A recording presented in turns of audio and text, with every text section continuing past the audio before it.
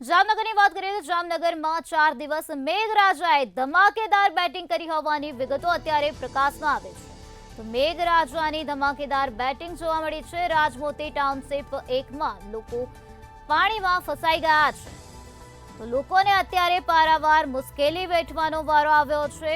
પાણીના નિકાલ માટેની વ્યવસ્થા કરવા માટે લોકોની માંગણી કરવામાં આવે છે। ઘરવખરીની તમામ વસ્તુઓને મોટા પાયે નુકસાન થયું છે। તો 4 દિવસથી લાઇટ નથી, જેના કારણે અત્યારે લોકો ત્રાહિમામ પોકારી ઉઠ્યા છે। રસોણ પણ બનાવી નથી શકતા। તો હાલ બીજી જગ્યાએ રહેવા જવાની પરિસ્થિતિ આવી ગઈ છે।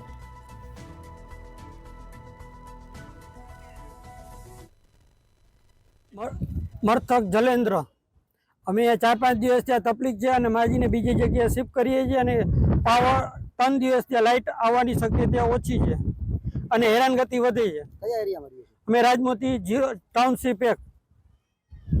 શું તકલીફ?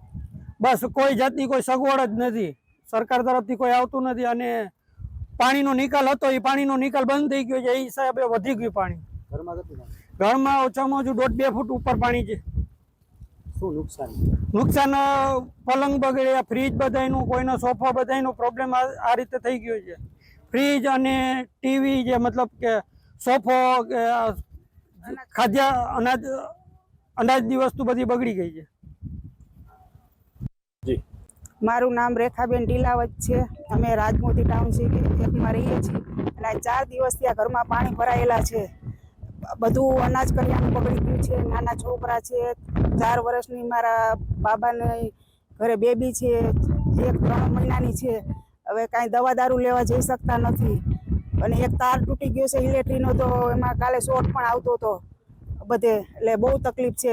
બધી ઘરની ઘરવખરી અંદર તણાઈ ગઈ છે।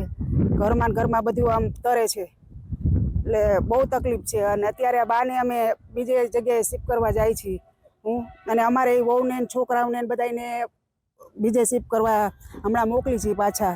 કે હું અહીંયા 3 દિવસ લાઇટની કોઈ શક્યતા નથી, તાર તૂટી ગયો છે એટલે લાઇટ કાલની બંધ છે। જમવા કરવામાં બહુ તકલીફ છે, કાંઈ રાંધી શકતા નથી, જમી શકતા નથી કોઈ।